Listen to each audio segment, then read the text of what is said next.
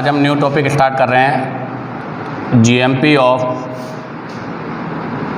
Halide अर्थात general method of halide. आपको किसी के भी जीएमपी का जो मेथड है उसमें आपको सबसे फर्स्ट जो है वो है फ्रॉम एल्केन। तो अब आप देखिएगा हमें एल्केन से हैलाइड ऑब्टेन करना है। तो एल्केन से हैलाइड ऑब्टेन करने का जो मेथड है वो है FR/SR, जिसकी फुल फॉर्म है फ्री रेडिकल सब्स्टिट्यूशन रिएक्शन। और FR/SR में भी आपके जो एल्केन के FR/SR है उसके 3 पोर्शन है, हेलोजिनेशन, नाइट्रेशन और सल्फोनेशन। उसमें हम यहाँ पर जो स्टडी करेंगे वो है आपका हेलोजिनेशन ऑफ एल्केन। और हेलोजिनेशन ऑफ एल्केन में फर्स्ट है फ्लोरीनेशन, सेकंड है क्लोरीनेशन, थर्ड है आपका ब्रोमिनेशन और फोर्थ है आयोडोनेशन। इनमें से सबसे जो बेस्ट मेथड है वो है क्लोरीनेशन और ब्रोमिनेशन के लिए। फ्लोरीनेशन और आयोडोनेशन के लिए आपको एक पॉइंट याद रखना है। सबसे पहले फ्लोरीनेशन की अगर मैं बात करूं,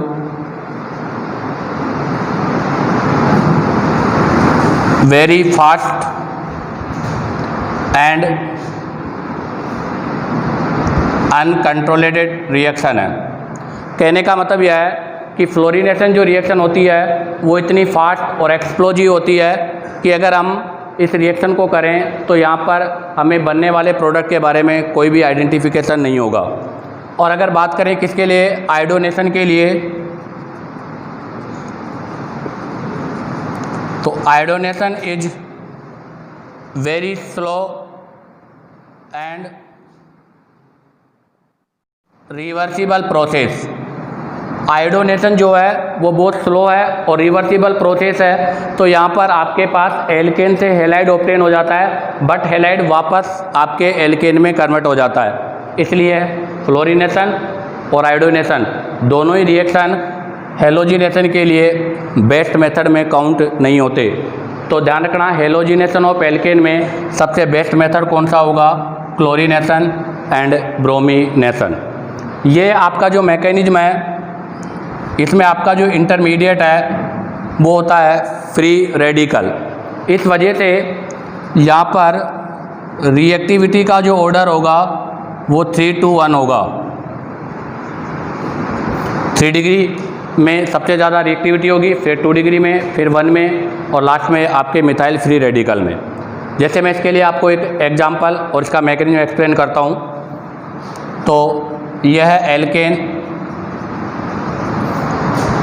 इस पर रिएक्शन कराना है X2H-, अर्थात हम यहाँ पर हीट भी यूज कर सकते हैं। जब हम यहाँ पर हीट या H- को यूज करेंगे तो इसका होमोलाइसिस होगा, इसके वाया एल्केन का फॉर्मेशन होगा। तो ये इसका रिएक्शन है। अब हम यहाँ से इसके मैकेनिज्म के बारे में डिस्कस करेंगे। तो देखिएगा इसका मैकेनिज्म। तो ये आपको पता है डन इनटू 3 स्टेप्स। 3 स्टेप्स में होगा। आपका कोई सा भी फ्री रेडिकल मैकेनिज्म हो उसके लिए हमेशा 3 स्टेप्स हम यूज करते हैं। फर्स्ट है चेन इनिशिएशन स्टेप, सेकंड है चेन प्रोपेगेशन और थर्ड है चेन टर्मिनेटिंग। तो इसका पहला स्टेप हम यूज कर रहे हैं चेन इनिशिएशन स्टेप। तो इसमें आपके सबसे पहले आपने X2 लिया है और H-, मतलब इसको हीट किया है। अगर हम इसको हीट करेंगे तो इसका होमोलाइसिस होगा, तो इस बॉन्ड का होमोलाइसिस हो जाएगा। तो यहाँ से आपके जो बॉन्डेड इलेक्ट्रॉन है, ये बॉन्डेड जो इलेक्ट्रॉन है उनका इक्वल डिस्ट्रीब्यूशन होगा। इसके वाया आपके पास हेलोजन फ्री रेडिकल का फॉर्मेशन होगा। Step number 2 chain propagation step. आपकी जो चेन प्रोपेगेशन स्टेप है उसमें आपका ये हेलोजन एल्केन पर अटैक करेगा, यहाँ से भी इस बॉन्ड का होमोलाइसिस हो जाएगा, इसके वाया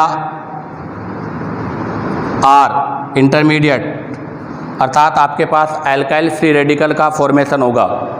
इसी में बी पार्ट है कि आपका जो एल्काइन फ्री रेडिकल का जो फॉर्मेशन हो रहा है वो X2 के साथ रिएक्शन करके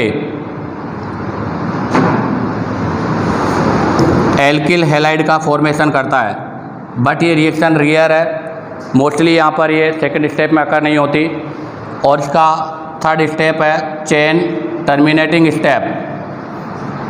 ध्यान दें, किसी भी फ्री रेडिकल मैकेनिज्म का जो चेन टर्मिनेटिंग स्टेप होता है उसमें हमेशा फ्री रेडिकल कंबाइन होते हैं। तो अब आप देखिएगा यहाँ कौन कौन से फ्री रेडिकल हैं, एक आपका X और एक आपका R। तो देखो फर्स्ट में R फ्री रेडिकल R के साथ कंबाइंड होकर एल्केन बना लेगा, X फ्री रेडिकल X के साथ कंबाइन होकर हेलोजन का फॉर्मेशन करेगा, और R फ्री रेडिकल हेलोजन के साथ रिएक्शन करके एल्किल हैलाइड का फॉर्मेशन करेगा। इसमें से आपके ये दोनों माइनर हैं और ये प्रोडक्ट आपका मेजर है। इसी के साथ ये इसका मैकेनिज्म कंप्लीट होता है। तो देखिएगा, इसमें फर्स्ट एग्जांपल लिया है मैंने ब्यूटेन। इस पर हम रिएक्शन कराना चाह रहे हैं Cl2H-. तो बताइएगा प्रोडक्ट क्या होगा। तो यहाँ से 2 प्रोडक्ट की पॉसिबिलिटीज़ है। एक प्रोडक्ट आपका ये बनेगा और एक प्रोडक्ट ये बनेगा। अब आप देखिएगा यहाँ पर आपके पास 2 प्रोडक्ट है, इनमें से ये प्रोडक्ट आपका मेजर है और ये प्रोडक्ट आपका माइनर है। तो कैसे आइडेंटिफाई हुआ कि ये प्रोडक्ट मेजर है और ये प्रोडक्ट माइनर है। तो अभी हमने कहा था कि यहाँ पर आपका इंटरमीडिएट क्या बनता है, फ्री रेडिकल। तो सारा काम या इसका जो सारी मतलब इसकी स्टेबिलिटी है वो किस पे डिपेंड करेगी, स्टेबिलिटी ऑफ फ्री रेडिकल। तो यहाँ से मैं इसको फ्री रेडिकल में कन्वर्ट करता हूँ।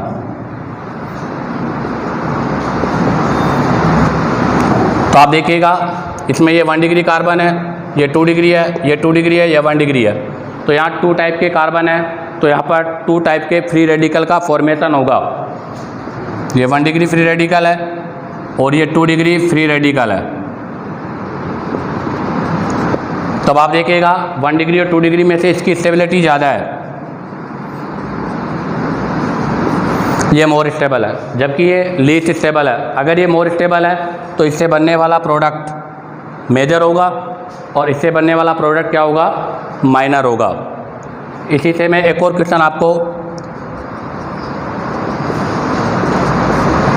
एनसीईआरटी का एक क्वेश्चन है वो आपको सोल्व कराता हूँ।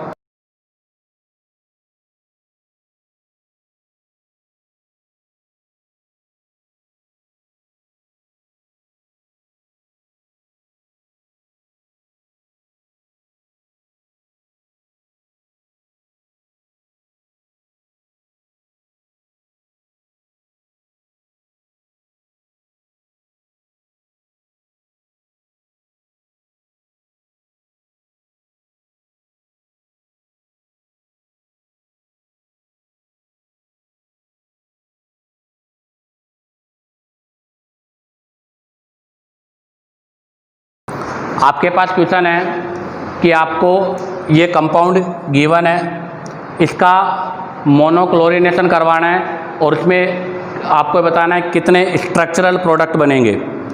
तो इस प्रोडक्ट के बारे में हमने लास्ट वीडियो में बात की थी, आप देखिएगा इसका स्ट्रक्चर।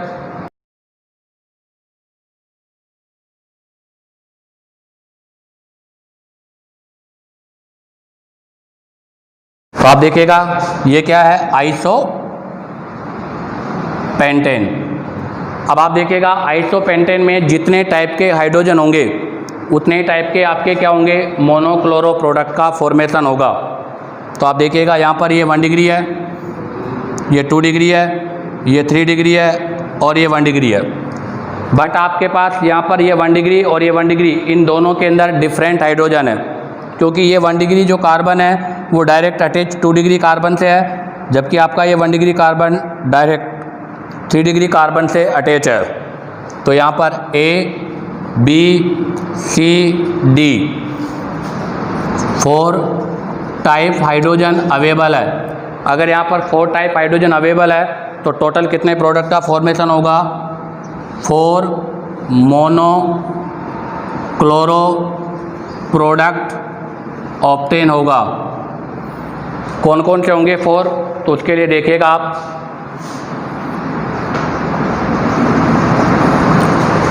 फर्स्ट आपका होगा 1 डिग्री ए से, सेकेंड होगा आपका 2 डिग्री बी वाले से, और थर्ड होगा आपका 3 डिग्री सी वाले से, और फोर्थ होगा 1 डिग्री डी वाले से।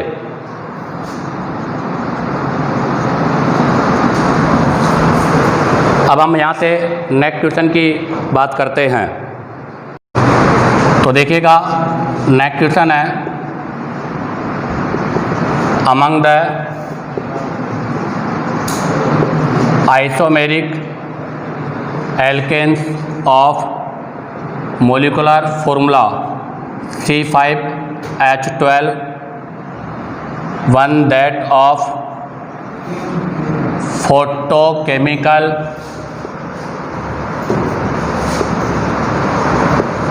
chlorination, identify one that of photochemical chlorination. तो आप देखिएगा इसका फर्स्ट पार्ट है A single mono chlorides, B 3 isomeric mono chlorides, और सी 4 आइसोमेरिक मोनो क्लोराइड। ये भी आपके एनसीईआरटी का क्वेश्चन है। तो आपको ये बताना है, क्वेश्चन ये है कि एक मोलिकुलर फॉर्मूला है C5H12। इस C5H12 की आपके पास आइसोमेरिक फॉर्म ऑब्टेन करनी है आपको, जिसमें उनका जब हम फोटोकेमिकल क्लोरीनेशन करवाते हैं तो केवल एक सिंगल प्रोडक्ट का फॉर्मेशन होता हो, 3 प्रोडक्ट का फॉर्मेशन होता हो, और 4 प्रोडक्ट का फॉर्मेशन होता हो। तो बताइएगा, आपको इनको आइडेंटिफाई करना है। तो हमें पता है C5H12 के 3 आइसोमेरिक फॉर्म होती है। फर्स्ट कौन सी होगी? फर्स्ट कौन सा होगा? N pentane. सेकंड कौन सा होगा? आइसोपेंटेन। और थर्ड कौन सा होगा? नियोपेंटेन। अब आप देखिएगा, एन पेंटेन में 1 degree 2 degree 2 degree 2 degree 1 degree. तो यहाँ पर आपके पास टाइप ऑफ कार्बन तो 2 है, लेकिन टाइप ऑफ हाइड्रोजन कितने हैं? 3। तो इसका मतलब यहाँ पर आपके पास 3 आइसोमेरिक मोनो क्लोराइड्स का फॉर्मेशन होगा। नेक्स्ट आता है आइसोपेंटेन। आइसोपेंटेन में देखिएगा आपके पास ये 1 डिग्री 2 डिग्री 3 डिग्री 1 डिग्री। तो टाइप ऑफ कार्बन तो यहाँ पर आपके पास है 3, बट टाइप ऑफ हाइड्रोजन है यहाँ पर 4। ये हाइड्रोजन और ये हाइड्रोजन डिफरेंट है। तो यहाँ पर हम बात करें type of hydrogen equal to 4। अगर यहाँ पर टाइप ऑफ हाइड्रोजन 4 है तो 4 आइसोमेरिक मोनो क्लोराइड्स का फॉर्मेशन होगा। नेक्स्ट आता है नियोपेंटेन। आप देखिएगा, नियोपेंटेन में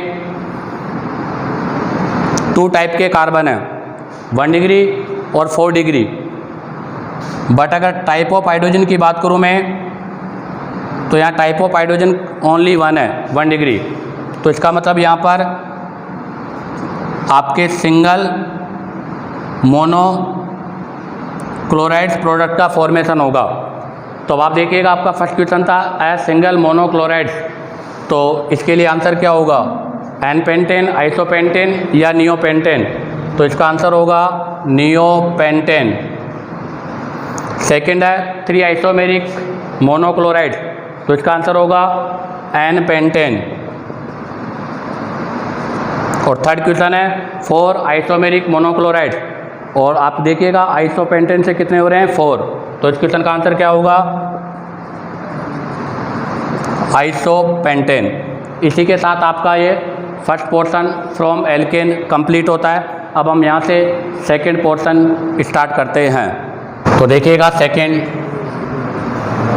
फ्रॉम एल्कीन, ध्यान दे फ्रॉम एल्कीन में बाई EAR, जिसकी फुल फॉर्म है इलेक्ट्रोफिलिक एडिशन रिएक्शन। तो ध्यान दें एल्कीन से हैलाइड ऑब्टेन करने के लिए जो हम रिएक्शन यूज कर रहे हैं वो EAR मैकेनिज्म का फॉलो करता है, और इसमें आपका आएगा addition of HX and X2, अर्थात HX और X2 का एडिशन। तो इसमें हम सबसे पहले फर्स्ट स्टार्ट करेंगे एडिशन ऑफ HX। तो देखिएगा एडिशन ऑफ HX में ये एल्कीन लिया है मैंने, इस पर HX का एडिशन करना है। तो आपके पास क्या होगा इलेक्ट्रोफिलिक एडिशन है। एडिशन का मतलब है आपको बॉन्ड को रिप्लेस करके न्यू ग्रुप ऐड करना है। तो यहाँ से ये बॉन्ड आपका विल बी कन्वर्ट H और X, तो एक जगह हाइड्रोजन होगा और एक जगह X होगा। मैकेनिज्म देखिएगा इसका आप,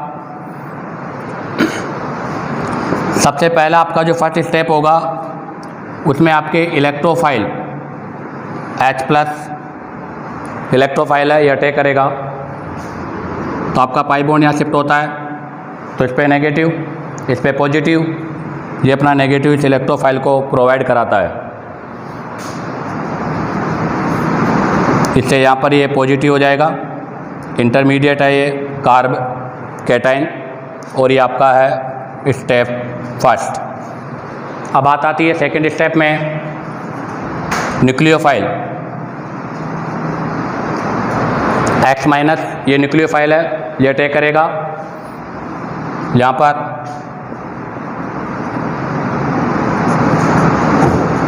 इससे आपके पास ये हैलाइड प्रोडक्ट का फॉर्मेशन होगा। अब आप देखिएगा यहाँ पर इंटरमीडिएट क्या है कार्ब कैटाइन, तो रिएक्टिविटी ऑर्डर 3 to 1 होगा। अब आप देखिएगा यहाँ पर हमेशा आपको MKW मार्कोनियोफ रूल अप्लाई करना है। क्या है मार्कोनियोफ रूल?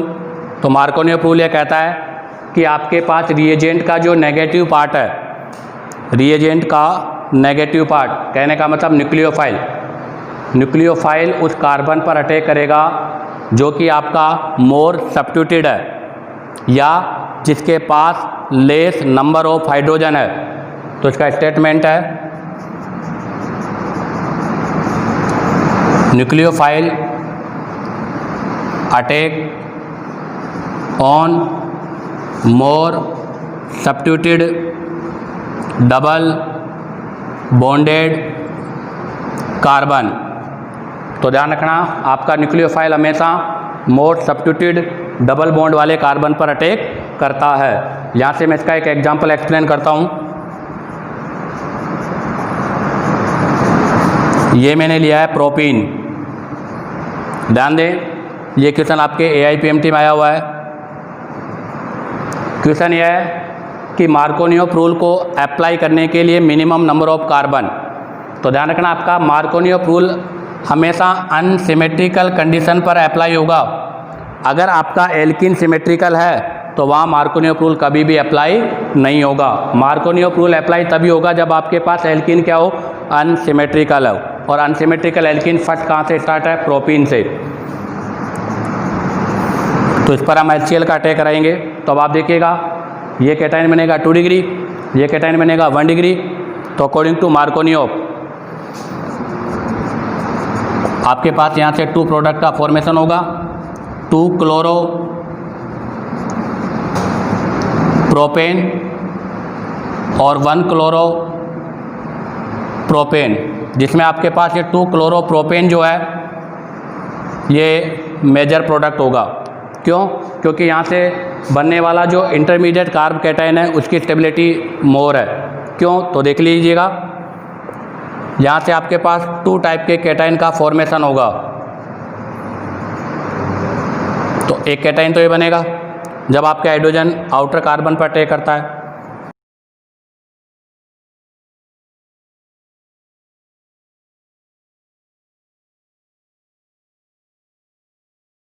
और सेकेंड कैटाइन ये बनेगा।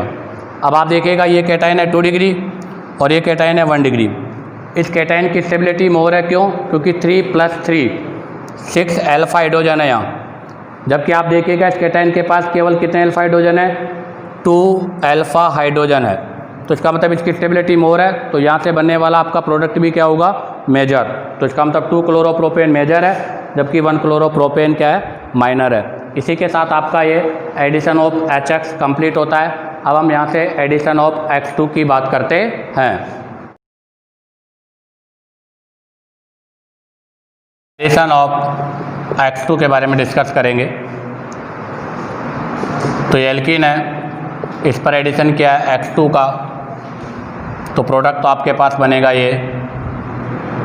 ध्यान दें, एंटी एडिशन है ये, आपके both halogen in opposite side, आपके दोनों हेलोजन अपोजिट साइड में होंगे।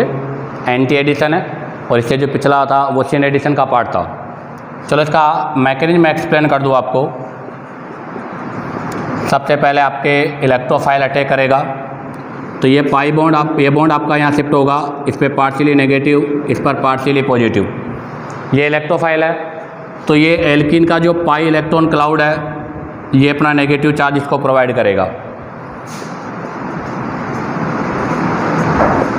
ये आपके पास इंटरमीडिएट का फॉर्मेशन है। अब आप देखिएगा यहाँ पर है आपका जो इलेक्ट्रोफाइल है वो लोन पेयर कंटेनिंग है, और अगर इलेक्ट्रोफाइल लोन पेयर कंटेनिंग होता है तो वहाँ पर हमेशा non classical carb cation mechanism का फॉलो होता है। तो ये अपना लोन पेयर इस कैटाइन को प्रोवाइड करता है। इसके वाया साइक्लोहेलोनियम आयन का फॉर्मेशन होता है, अर्थात एक रिंग फॉर्मेशन हुआ। ये आपका स्टेप फर्स्ट है जो कि स्लो राडियस है। अब अगर हम बात करते हैं सेकेंड स्टेप के लिए, तो अगेन वापस आपका जो न्यूक्लियोफाइल है ये अटैक करेगा।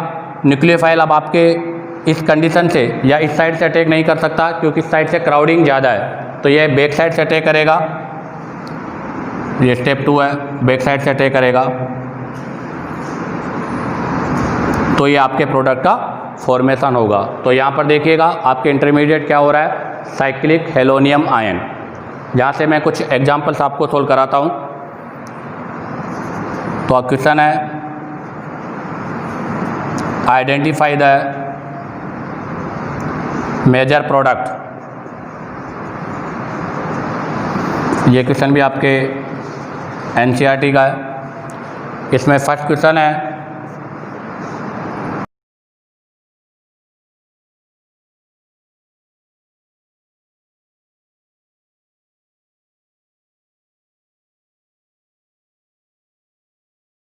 इस पर अटैक कराना है आपको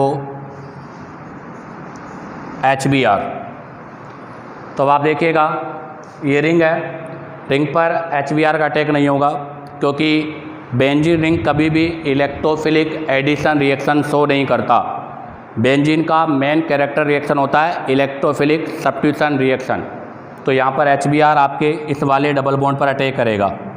तो अब आप देखिएगा इस वाले डबल बॉन्ड पर अटैक करेगा, तो यहाँ पर MKW मार्कोनियोव रूल का फॉलो होगा।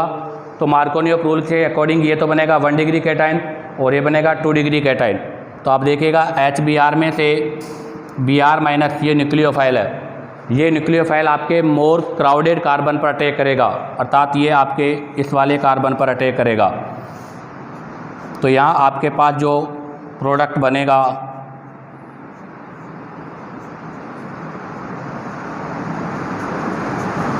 वो प्रोडक्ट ये होगा।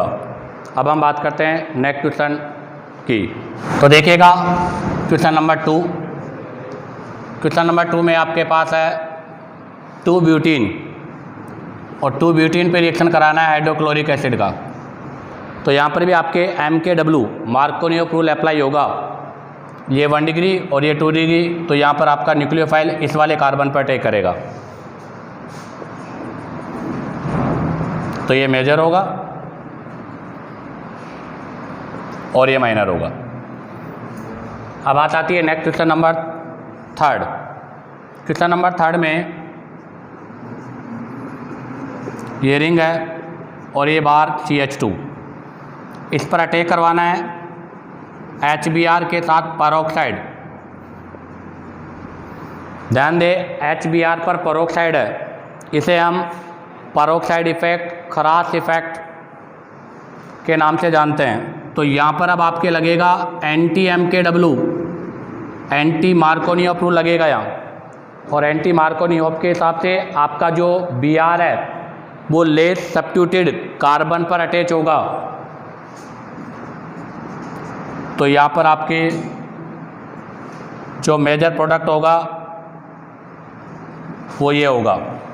तो ध्यान रखना HBr in presence of peroxide anti Markovnikov rule लगेगा। और ये जो रिएक्शन है वो एग्जाम्पल है FRAR, free radical addition reaction का एग्जाम्पल है। किसका एग्जाम्पल है? फ्री रेडिकल एडिशन रिएक्शन का एग्जाम्पल है। और ध्यान रखना यहाँ पर आपका जो इंटरमीडिएट है वो क्या बनता है? Free radical. Next example number 4, इस पर अटैक कराना है HI का। तो अब आप देखिएगा HI के साथ, तो यहाँ पर भी आपका MKW लगेगा, मार्कोनियोव रूल। और मार्कोनियोव रूल के अकॉर्डिंग यहाँ पर बनने वाला कैटाइन मोर स्टेबल है और ये कार्बन मोर आपका सब्स्टिट्यूटेड भी है, तो इसका मतलब आयोडाइड इस वाले कार्बन पर अटैच होगा। तो जिस कार्बन पर मिथाइल है उस पर आयोडाइड होगा और नेक्स्ट कार्बन पर हाइड्रोजन होगा। यहाँ से एक और एग्जांपल मैं आपको सोल्व कराता हूँ। ये लिया है मैंने और इस पर मुझे रिएक्शन कराना है Br2 हीट और Hμ। तो ध्यान दें एल्कीन पर Br2 के साथ अगर रिएक्शन है तो मैं यहाँ पर ध्यान रखना होगा कि अगर हीट और Hμ नहीं है, अगर ये नहीं होता तो यहाँ पर रिएक्शन होता इलेक्ट्रोफिलिक एडिशन रिएक्शन। बट यहाँ पर आपको रिएक्शन में हीट और Hμ गिवन है, और हीट और Hμ गिवन है तो इस Br का होमोलाइसिस होगा इसके वाया ब्रोमीन फ्री रेडिकल का फॉर्मेशन होगा। और अगर ब्रोमीन फ्री रेडिकल का फॉर्मेशन होगा तो यहाँ पर आपके इलेक्ट्रोफिलिक एडिशन रिएक्शन पॉसिबल नहीं है। तो it is the part of allylic substitution. किसका पार्ट है ये पार्ट है एलाइलिक सब्स्टिट्यूशन का, जहाँ पर हम NBS, N bromo succinimide, NCS, N chloro succinimide को यूज करते हैं।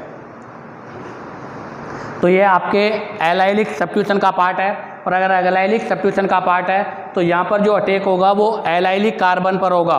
तो अब आप देखिएगा ये डबल बॉन्डेड कार्बन है, इसके नेक्स्ट कार्बन ये भी एलाइलिक कार्बन है और ये भी एलाइलिक कार्बन है। ये कार्बन भी 2 डिग्री है, ये भी 2 डिग्री है, बोथ कार्बन सेम। तो एलाइलिक कार्बन यहाँ पर 2 है और वो दोनों सेम है, तो हम यहाँ पर भी अटैक करवा सकते हैं और यहाँ पर भी अटैक करवा सकते हैं। तो यहाँ पर आपके पास जो प्रोडक्ट बनेगा वो बनेगा एलाइलिक हैलाइड। इसी के साथ आपका ये फ्रॉम एल्किन का पार्ट कंप्लीट होता है। अब हम यहाँ से थर्ड पॉइंट की बात करते, तो देखिएगा थर्ड फ्रॉम एल्काइन। तो फ्रॉम एल्काइन में भी हम बाई EAR, वही इलेक्ट्रोफिलिक एडिशन रिएक्शन, इसमें भी हम 2 रिएक्शंस के बारे में डिस्कस करेंगे, addition of HX and X2। तो फर्स्ट हम स्टडी करेंगे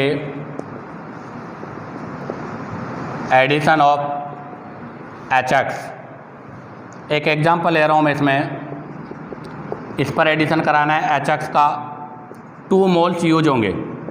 ध्यान दीजिएगा यहाँ पर हैलाइड्स के 2 मोल यूज होंगे क्योंकि यहाँ पर 2 पाई बॉन्ड है। तो यहाँ पर आपके पास जो प्रोडक्ट का फॉर्मेशन होगा वो ये होगा। कैसे बना प्रोडक्ट, उसके लिए मैकेनिज्म देखिएगा। सबसे फर्स्ट आपका इलेक्ट्रोफाइल अटैक करेगा H+, जहाँ पर ये पाई क्लाउड बाहर की ओर होगा तो यहाँ पॉजिटिव चार्ज हो जाएगा। इस पर अटैक करेगा आपका न्यूक्लियोफाइल X-,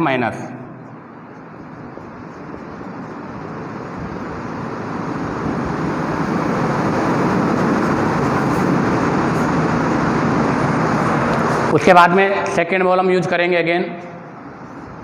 आपका जो सेकेंड मोल है उसमें से H+, ये वापस अटैक करेगा तो आपका पाई इलेक्ट्रॉन क्लाउड बाहर की ओर जाएगा।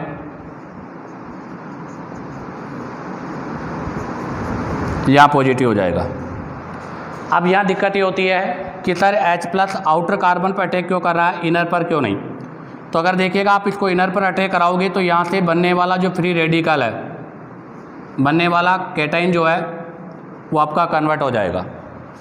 तो अब आप देखिएगा इन दोनों कैटाइन में से किस कैटाइन की स्टेबिलिटी ज़्यादा है, तो इस वाले कैटाइन की स्टेबिलिटी ज़्यादा है। उसका रीज़न क्या है कि आपका पॉजिटिव चार्ज आपके एडजेसेंट पोजीशन पर लोन पेयर है। तो पॉजिटिव चार्ज के एडजेसेंट पोजीशन पर लोन पेयर है तो ये लोन पेयर के वाया क्या हो जाएगा, रेजोनेंस हो जाएगा। तो इसका मतलब इसकी स्टेबिलिटी मोर है और इसकी स्टेबिलिटी लेस है, इसलिए ये फॉर्मेशन नहीं होगा और ये वाला फॉर्मेशन होगा। उस पर अब नेक्स्ट अटैक करेगा आपका न्यूक्लियोफाइल X-, यहाँ पर अटैक करेगा। इसके वाया आपके पास जैम डाई हैलाइड का फॉर्मेशन होगा। एक एग्जांपल सोल्व कराता हूँ उसका मैं। ये लिया है मैंने प्रोपाइन, इस पर अटैक कराना है हाइड्रोक्लोरिक एसिड के 2 मोल का। तो क्या होगा प्रोडक्ट, तो यहाँ से आपके पास प्रोडक्ट जो होगा उसमें इनर जो कार्बन है उस पर आपके 2 क्लोरीन ग्रुप ऐड हो जाएंगे। इसी के साथ आपका ये एडिशन ऑफ HX का पार्ट कंप्लीट होता है। तो देखिएगा इसका second part, addition of X2।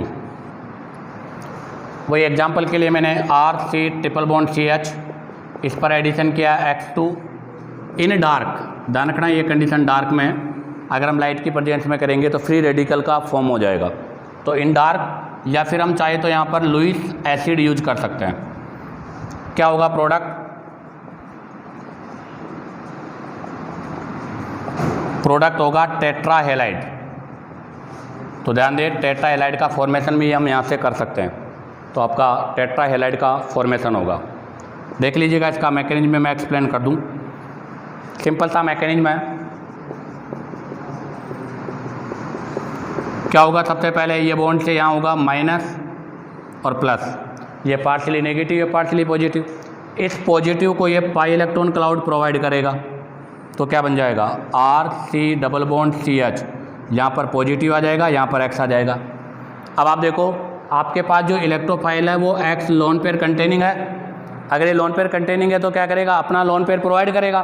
तो यहाँ से ये अपना लोन पेयर दे देगा इसको।